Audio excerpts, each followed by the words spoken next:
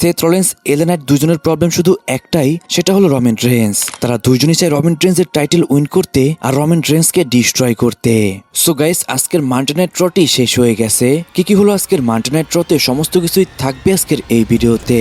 আজকের Monday night র শুরুতেই ওবাফেমি রিং এ আসে। ওবাফেমি রিং এ এসেই বলে ব্রক লেসনার সম্পর্কে। সে বলে, ব্রক লেসনার, তুমি হয়তো আমার থেকে ভেগে বেড়াচ্ছ, কিন্তু আমি এখনো তোমার পেছন ছাড়িনি।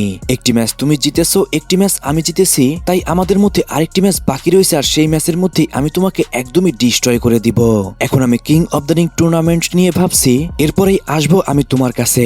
তখনই সেখানে ডমিনিক মিস্টিরিওর মিউজিক হিট হয়ে যায়। আর গাইস, তখনই সেখানে ডমিনিক মিস্টিরিও এসেই বলে, তুমি আসো ব্রক লেসনারকে নিয়ে, কিন্তু তোমার উচিত আমাকে নিয়ে ভাবা। তোমার সাথে নেক্সট উইক আমার একটা ম্যাচ হবে, সেই ম্যাচের মধ্যে আমি তোমাকে হারিয়ে দিব, আর আমি king of the ring tournament win করে যাব। কারণ আমি গ্রেটেস্ট একজন লুচাডোর, তোমার থেকে আমার অনেক বেশি এক্সপিরিয়েন্স রয়েছে এই রিং এর মধ্যে, তাই তুমি কখনোই নেক্সট উইক আমাকে হারাতে পারবে না। আর গাইস, ডমিনিক মিস্টিরিও যখন এইসব কথা বলছিল, তখনই পিছন থেকে জেডি ম্যাকডোনা আসে এবং কি ওবাফেমিকে একটি চেয়ার দিয়ে হিট করে ফেলে। আমরা দেখতে পাই জেডি ম্যাকডোনা একটি চেয়ার শট হিট করার পরেও ওবাফেমির কিছুই হচ্ছিল না। ওবাফেমি জেডি ম্যাকডোনাকে ডিস্ট্রয় করতে শুরু করে, আর সে ডমিনিক মিস্টিরিওকে ডিস্ট্রয় করতে শুরু করে দেয়। ডমিনিক মিস্টিরিও একটি 619 হিট করে, কিন্তু এতে ওবাফেমির কিছুই যায় আসছিল না। উল্টো ওবাফেমি লাস্টের জাজমেন্টকে সেখান থেকে ভাগিয়ে দেয়। সত্যি কথা বলতে এখানে ডমিনিক মিস্টিরিওর প্রশংসা কিন্তু করতেই হবে। ওবাফেমি তার থেকে অনেক বেশি স্ট্রঙ্গার হলেও তারপরও কিন্তু ওবাফেমিকে আজকে ডমিনিক মিস্টিরিও ইন্টারফেয়ার করেছে। যখন জাজমেন্টে সেখান থেকে চলে যাচ্ছিল, তখন ওবাফেমি মাইকে বলে, ডমিনিক মিস্টিরিও, আমরা সবাই জানি রে মিস্টিরিও তোমার ড্যাডি, কিন্তু নেক্সট উইক যখন তোমার সাথে আমার ম্যাচ হবে, তারপর থেকে সবাই জানতে পারবে আমি তোমার ড্যাডি। আর গাইস, এখানে একটু ফানি কথা হলো, এর মাধ্যমে কিন্তু এই সেগমেন্টটি এখানেই শেষ হয়ে যায়। এরপর সেথ রলিন্সের একটি ব্যাকস্টেজে ইন্টারভিউ হয়। সেখানে সেথ রলিন্স রমান রেইন্সকে নিয়ে কথা বলতে শুরু করে। সেথ রলিন্স বলে, আমি king of the ring win করব, তারপরে আমি সামারস্ল্যামে ফেস করব রমান রেইন্সকে। রমান রেইন্সকে ফেস করে আমি সেই টাইটেলটি উইন করব, যে টাইটেলটি আমি কখনো হারিয়েনি। আমি রমান রেইন্সকে ভালো করে চিনি, সে লং টাইম আমার একজন ফ্রেন্ড ছিল এবং কি আমার একজন ব্রাদার ছিল। এর জন্য আমি খুব সহজেই রমান রেইন্সকে হারিয়ে দিতে পারবো।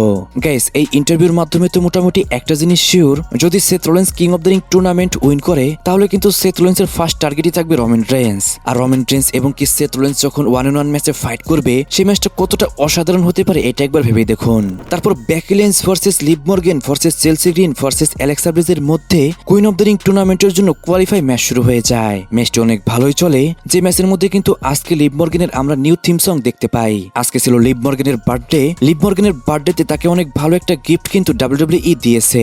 এই ম্যাচের মধ্যে লিভ মর্গান উইন করে যায়, আর লিভ মর্গান চলে গেল নেক্সট রাউন্ডে কুইন অব দ্য রিং টুর্নামেন্টের জন্য।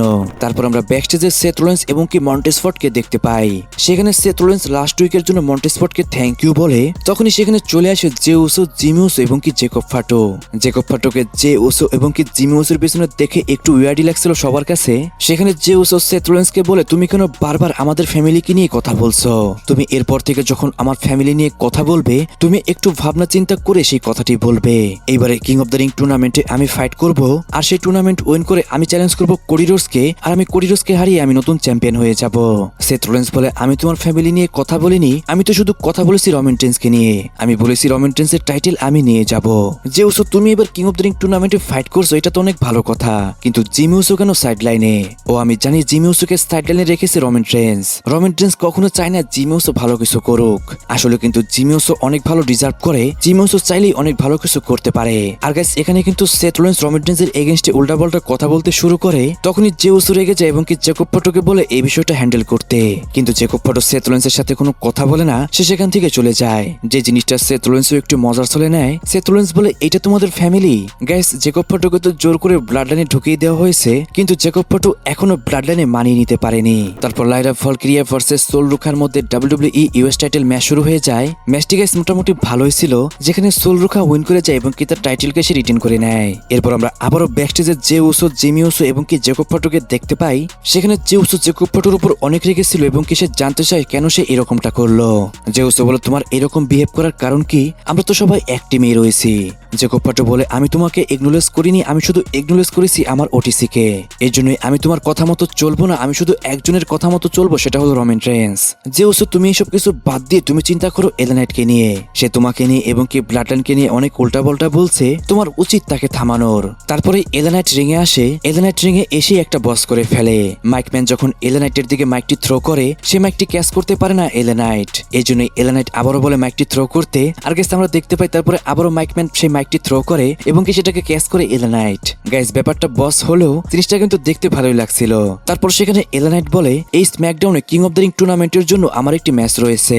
সেই ম্যাচের মধ্যে আমি যদি উইন করি এবং কি king of the ring tournament আমি উইন করি, তাহলে আমি চ্যালেঞ্জ করবো রোমান রেন্সকে। আর গাইস এটা শোনার পরে অডিয়েন্সরা সেখানে রোমান রেন্সকে চেয়ার করতে শুরু করে। যা শুনে এলেনাইট বলে আমি রোমান রেন্সকে ভয় পাই না। সে তার পুরো ফ্যামিলিকে নিয়ে ফাইট করে, হয়তো এই ফ্রাইডেও সে তার পুরো ফ্যামিলিকে পাঠিয়ে দিবে আমার ম্যাচের মধ্যে ইন্টারফেয়ার করতে।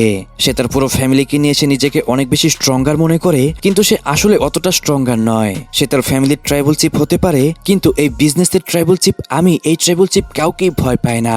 যে ওসো, জিমি ওসো, জেকব পাটো, রোমান রেন্স তুমি যাকে খুশি তাকেই পাঠাও না কেন, তোমার কাছ থেকে টাইটেল এইবার আমি নিয়েই যাব। আমি জানি রোমান রেন্স তোমার কাছে রয়েছে অ্যাডম পিয়ার্স। অ্যাডম পিয়ার্স সবসময় রোমান রেন্সের পকেটেই থাকে। লাস্ট উইক আমরা দেখেছি অ্যাডম পিয়ার্স নিজেই একজন রোমান রেন্সের ফ্যান। তারপরও আমি বলবো আমি এটাকেও কেয়ার করি না, রোমান রেন্সের কোনো চাল আমার সামনে চলবে না। গাইস এলেনাইট আরো কিছু বলছিল, তখনই সেখানে চলে আসে জে ওসো।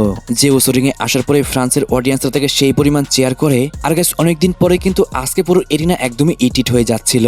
জে ওসোকে দেখেই এলেনাইট বলে তুমি কেন আমার সেগমেন্টে ইন্টারফেয়ার করতে এসেছো? জে ওসো বলে আমি তোমাকে জাস্ট এখানে ওয়ার্নিং দিতে এসেছি, এই ফ্রাইডে আমি তোমাকে বিট করবো এবং কি তোমাকে সেই ম্যাচে আমি কোনোভাবেই উইন করতে দিব না। তারপর আমি চ্যালেঞ্জ করবো কোডি রোডসকে আর আমি হয়ে যাবো WWE চ্যাম্পিয়ন। এটা বলে সেখান থেকে যে ওসো চলে যাচ্ছিল, তখন এলেনাইট তাকে মাইকে একটা কথা বলে আটকে দেয়। এলেনাইট যে ওসোকে বলে তুমি তোমার ফ্যামিলির জন্য ফাইট করছো, এটার জন্য আমি তোমাকে অনেক বেশি রেসপেক্ট করি, কিন্তু আমি তোমার ফ্যামিলিকে ডিস্ট্রয় করে দিব।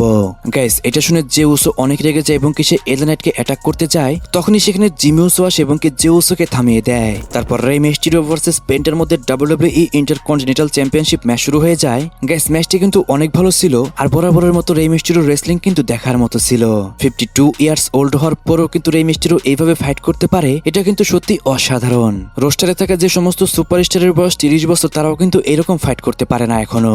এই জন্য গাইস রে মিস্টিরিও রিয়াল একজন লেজেন্ড। আপনার কাছে রে মিস্টিরিওকে কেমন লাগে সেই বিষয়টা কিন্তু অবশ্যই কমেন্টে জানাবেন। যাই হোক ম্যাচটা খুব একটা বেশিক্ষণ চলে না। ম্যাচের মধ্যে একটি মেক্সিকান ডিস্ট্রয়ার হিট করে পেন্টা, আর সে এই ম্যাচটার মধ্যে উইন করে যায় এবং কি তার টাইটেলকে রিটেন করে নেয়। কিন্তু ম্যাচ শেষ হওয়ার পরে রুসেফ এবং কি ইথান পেস তাদেরকে অ্যাটাক করে দেয়। রুসেফ তো সেখানে রে মিস্টিরিওর মাস্কটি খুলে ফেলে। পেন্টা সেখানে অনেক বেশি সম্মান দেখায় রে মিস্টিরিওকে, সে রে মিস্টিরিওর ফেসকে কভার করে রাখে। তখনই ইথান পেস অনেক বেশি মারছিল রে মিস্টিরিও এবং কি পেন্টাকে। তারপরও পেন্টা সেখানে রে মিস্টিরিওর ফেসটি রিভিল করেনি। তখনই সেখানে চ্যাট গেবল আসে। চ্যাট গেবল এসে রুসেফ এবং কি ইথান পেসকে ডিস্ট্রয় করে দেয়। আর গাইস এরই মাধ্যমে কিন্তু চ্যাট গেবল অফিসিয়ালি বেবিফেস সুপারস্টার হিসেবে ট্রান করলো, যে বিষয়টা কিন্তু সত্যি অসাধারণ। আমি তো শুধু অপেক্ষায় রয়েছি চ্যাট গেবল বড় একটি টাইটেল উইন করবে। তারপর আজকের মেইন ইভেন্টে Seth Rollins versus Giovanni Vinci versus Ricochet versus টঙ্গালোয়ার মধ্যে কিং অফ দ্য রিং টুর্নামেন্টের জন্য একটি কোয়ালিফাই ম্যাচ শুরু হয়ে যায়। ম্যাচটি অসাধারণ একটি ম্যাচ ছিল, যে ম্যাচের মধ্যে যখন সেথ রোলিন্স প্রায় উইন করেই যাচ্ছিল, তখনই সেই ম্যাচটার মধ্যে ভিশন এসে ইন্টারফেয়ার করে। প্রথমে অস্টিন থিওরি ম্যাচের মধ্যে ইন্টারফেয়ার করে, তখনই মন্টেস ফোর্ড আসে এবং কি সে অস্টিন থিওরিকে সেখান থেকে নিয়ে যায়। তারপর যখন সেথ রোলিন্স রিং এর মধ্যে ছিল, সেথ রোলিন্সকে এসে ব্রন ব্রেকার একটি স্পেয়ার হিট করে দেয়, যার কারণে সেথ রোলিন্স এই ম্যাচটার মধ্যে উইন করতে পারে না। এই ম্যাচটার মধ্যে উইন করে যায় জোভান এভান। সত্যি কথা বলতে গাইস একদমই বুলশিট একটা ডিসিশন ছিল এটি। জোভান এভানকে নেক্সট রাউন্ডের জন্য পাঠালো WWE। এখানে যদি সেথ রোলিন্স থাকতো বিষয়টা কিন্তু সত্যি অসাধারণ হতো। আজকের মানডে নাইট রতে রোমান রেন্স ছিল না, কিন্তু নেক্সট মানডে নাইট রতে আমরা রোমান রেন্সকে দেখতে পারবো, কারণ officially WWE next Monday night Raw জন্য রোমান রেন্সকে অ্যাডভার্টাইজ করেছে। তাই আগামী সপ্তাহের যে মানডে নাইট র হবে সেখানে আমরা কনফার্ম রোমান রেন্সকে দেখতে পারবো। সো গাইস এরই মাধ্যমে আজকের মানডে নাইট রটি শেষ হয়ে যায়। আজকের মানডে নাইট রটি আপনার কাছে কেমন লেগেছে সেটা কিন্তু অবশ্যই কমেন্টে জানাবেন। সো গাইস আজকের ভিডিও এই পর্যন্তই। রেসলিং সম্পর্কিত সমস্ত নিউজ এবং কি আপডেট জানতে চ্যানেলটিকে সাবস্ক্রাইব করতে ভুলবেন না।